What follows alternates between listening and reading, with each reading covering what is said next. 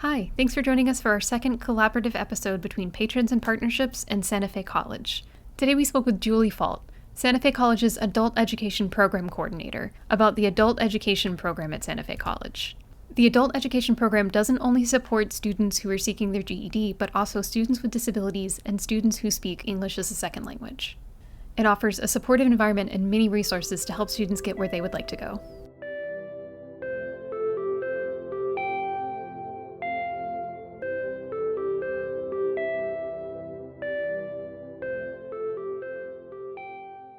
Hi, Julie. I'm really glad that you were able to join us today. Could you introduce yourself and your program?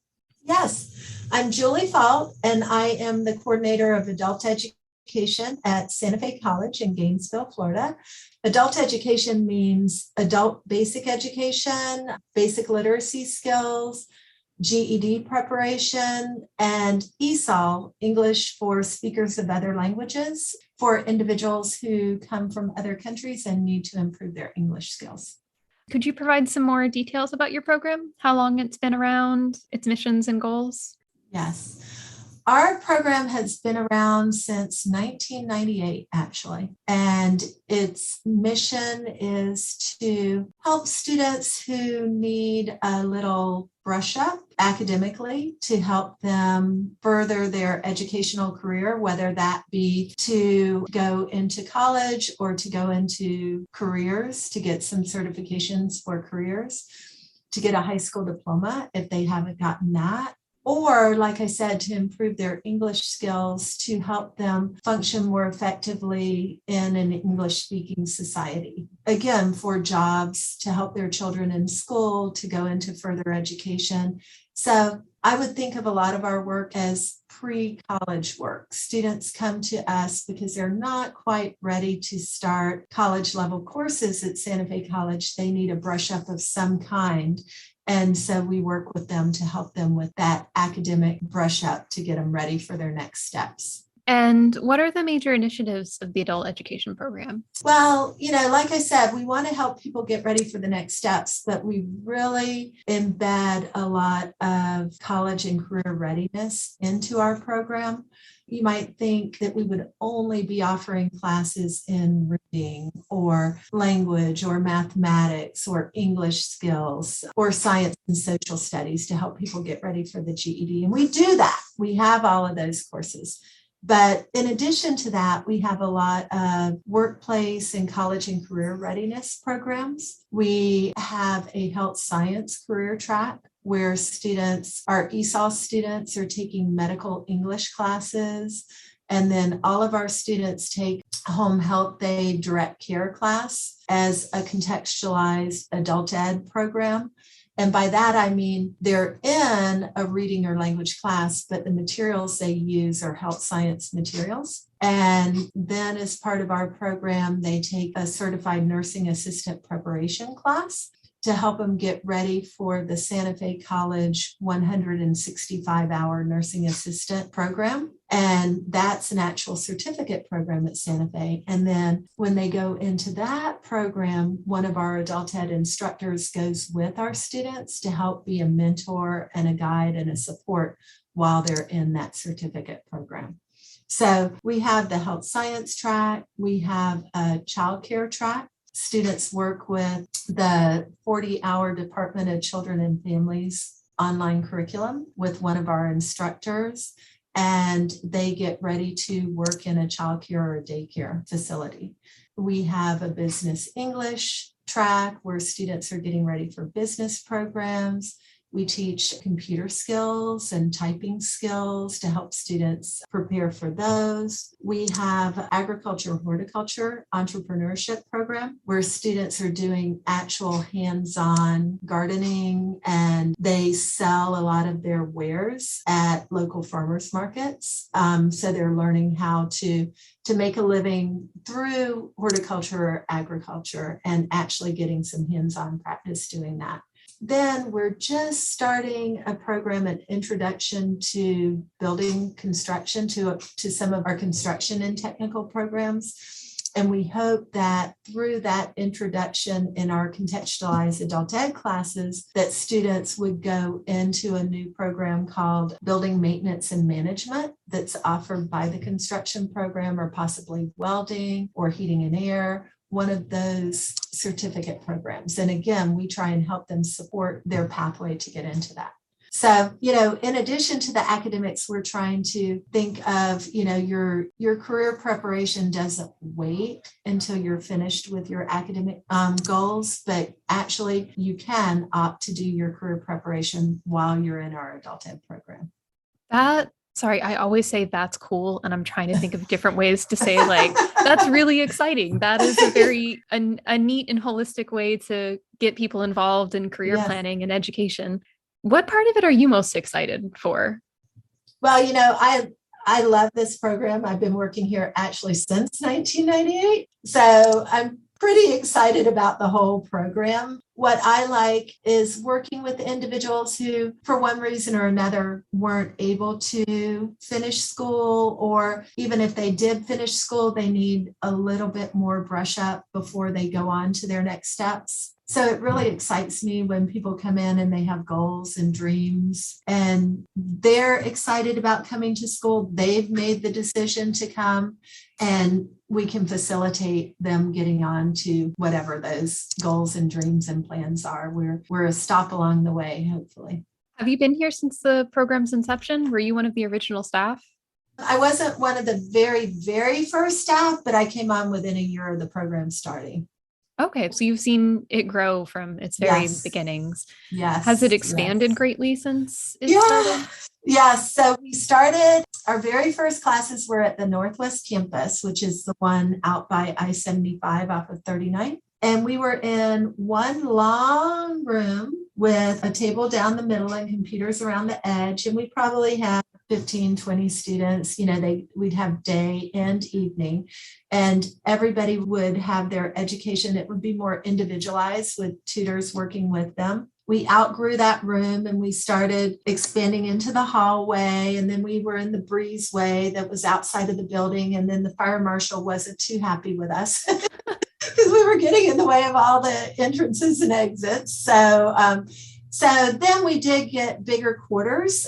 We expanded to the Blunt downtown campus pretty quickly in our program, probably within a year or two of starting the program. Then we had expanded to the Davis Center in Archer, the Santa Fe Davis Center in Archer. And then recently we have started offering classes at the Perry Center out in Alachua.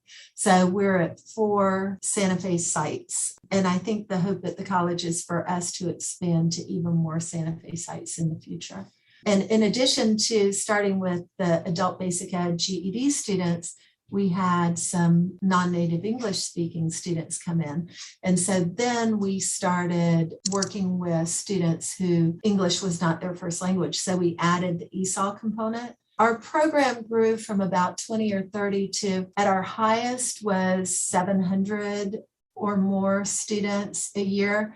Now, since the pandemic, our enrollment has gone down. So we're about 550, 600 students at all of our different sites. But our goal, we're having a summer recruitment plan, so we want to reach out and get students into our program. I think I also forgot to let you know that in addition to the programs that I already mentioned, we have some students who have various types of disabilities in our program. And we have a program specifically for students with intellectual disabilities. It's called Project Saint, and it stands for Students for Access and Inclusion Together. And also Saint is our mascot. But the goal of that program is to have students with intellectual disabilities have a college academic and inclusive experience. And so some of their coursework is to maybe go into a college class to audit part or all of the class. They also have a workplace readiness component and a job placement component, some independent living experiences and skills. So that's another kind of offering that we have within our program. That's a really wide range of people. That covers quite a lot. I can see why the program grew so quickly. Yeah, yeah. So, and we do try to be that open door for Santa Fe College. People come in and take college courses, but not everybody is the level where they need to be successful right off the bat. So we try and have something to offer to help people get there. And how is this funded? Is there any charge to the people who participate in the program?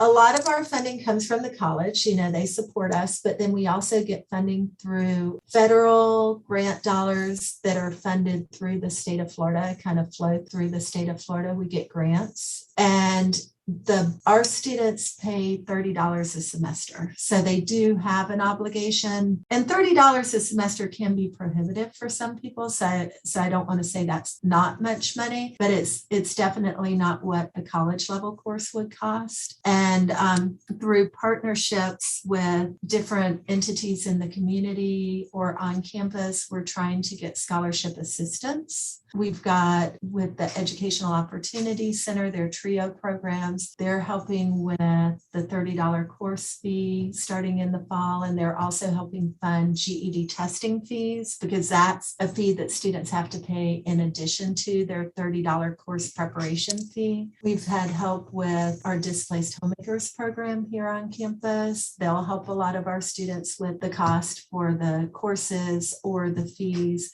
And then there's a community organization called Radiant Hands, and they've helped our students with fees as well. So we look for partners for students who either the $30 might be prohibitive, or on the other end, for those who are seeking a GED, the GED testing fees might be prohibitive, because those are $32 a section, and there are 4 sections for the GED. So that could end up being quite a cost to a student. Yeah, especially if you don't have the money on hand, that's a really high barrier. So I'm glad that there's like something like this where you can reach out to someone and see if you can get some help with it. Yeah, and we do, we try and make a point to the students, like, if you don't have these funds, let us know and we'll see what we can do to help out. And also, I didn't mention, once students go into like the CNA program or the 40-hour childcare program, there are fees above the $30 program costs, but we do have different sources for scholarships and assistance to help students with that. Because the CNA program, the 165 hours, is a Santa Fe certificate program. So that costs what certificate fees are. And have you been working with any of the apprenticeships? Not directly, but we have referred students to the apprenticeship programs, because those are wonderful. They help you find out who's hiring in that field. You get a job, you're learning on the job, but then your employer pays for you to go to school.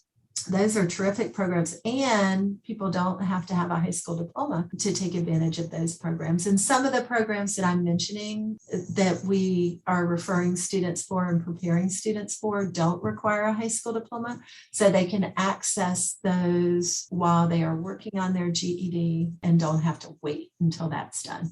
That's great, because not having a high school diploma can really impact your lifelong income. So it's great that they still have opportunities. Is there anyone else that you partner with on campus or in the community that you'd like to talk about? We actually partner with a lot of people on campus. We have the Disabilities Resource Center. We have, I mentioned, Displaced Homemakers, the TRIO Educational Opportunity Center program. All the program advisors, we contact them often to ask about their programs, so we can refer students, or they can come and talk about their programs with our students. On campus, they have a St. Shareware, which is essentially a thrift store that they're opening again. It was closed for the pandemic, so that's a resource for students in need. There is a food bank here on campus for students who need food assistance. So there are lots of resources here, a counseling center, a career resource center. And then in the community, we have lots of folks that we have partnered with and we work with. Career Source is a big one. Vocational rehabilitation for individuals with disabilities, we refer to Voc Rehab. We've worked with the Gainesville Housing Authority. We've worked with Partnership for Strong Families. We have students who are in Peaceful Paths and Arbor House. St. Francis House, Grace Marketplace. We do have a couple of students who are in homeless situations, so we're trying to get assistance for them.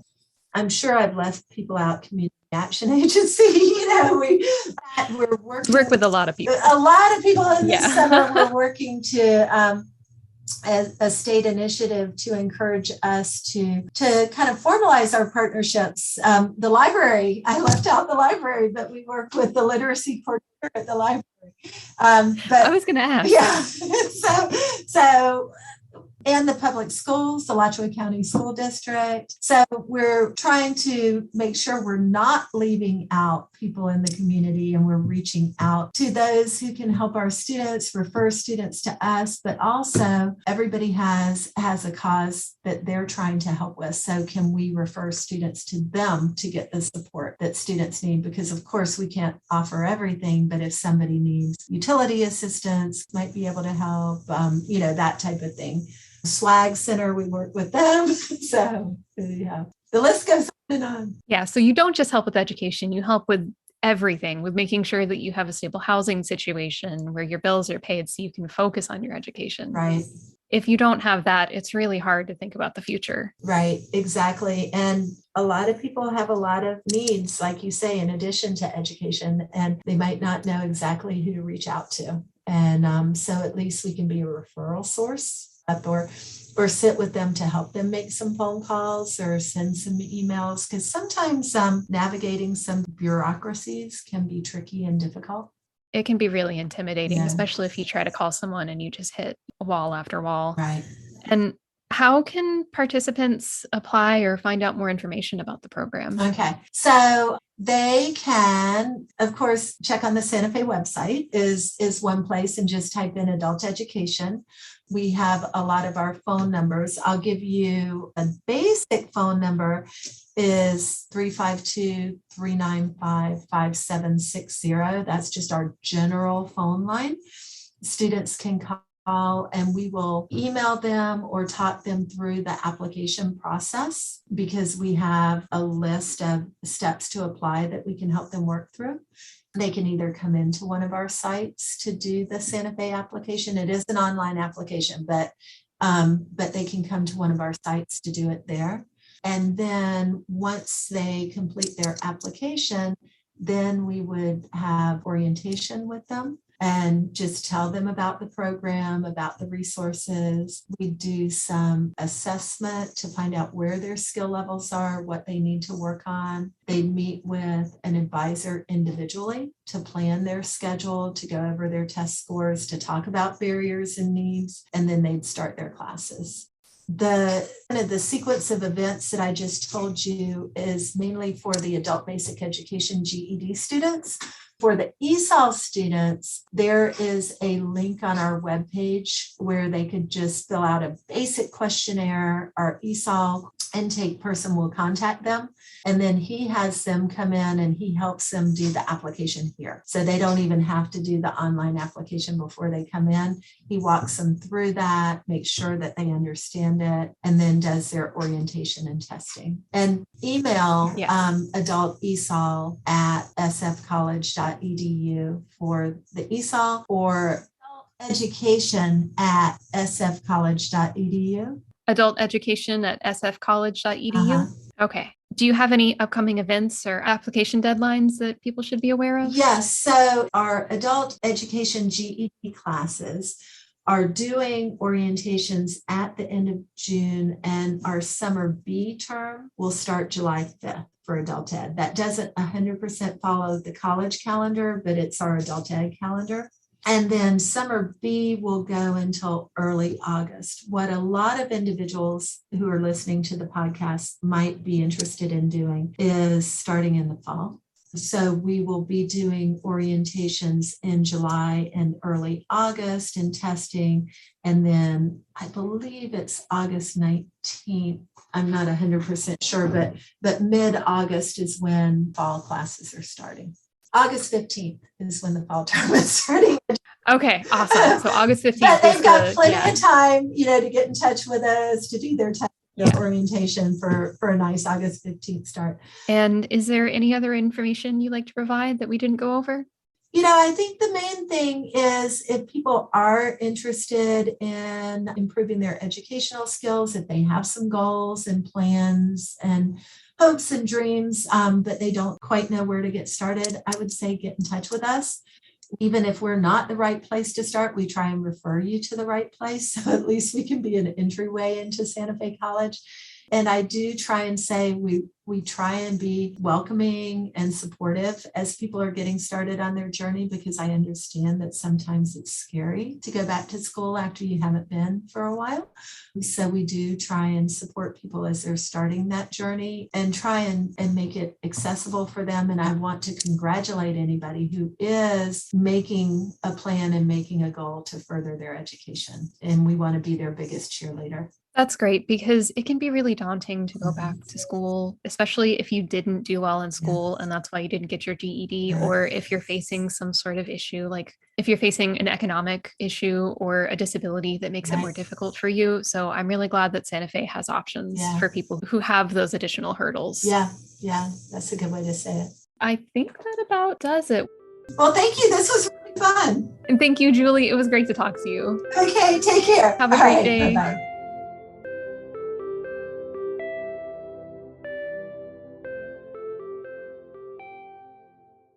Thanks for listening to Patrons and Partnerships. We hope you enjoyed this special episode, which unfortunately was posted a week later than expected due to the Juneteenth holiday. Our next collaborative episode with Santa Fe will most likely post on August 25th. We'll be speaking with Quentin Iman, the Director of Recruitment and the Director of SF Achieve, Santa Fe's new program for high school students in Alachua County. We'll see you then. As always, you can find our episodes anywhere you listen to podcasts. The library's annual summer art show is on. Artists age 18 or older are invited to submit their artwork between July 1st and July 30th to see their art displayed in a virtual gallery on our website and on our social media. Visit our site and look under the Events tab for the link to the entry form. Alachua County teens ages 11 to 17 looking to read and flex their trivia skills this summer can join the Library District's annual Battle of the Books. Participants receive free copies of the 3 books selected for the competition, then face off in the Battle of the Books on July 23rd on Zoom. Check this episode description for a link to register. ACLD is happy to welcome you back for in-person programming at all library locations. Join library staff for arts and crafts, book clubs, and educational programs like computer classes and conversation clubs for ESL speakers. Visit aclib.us/events to view and register for programs.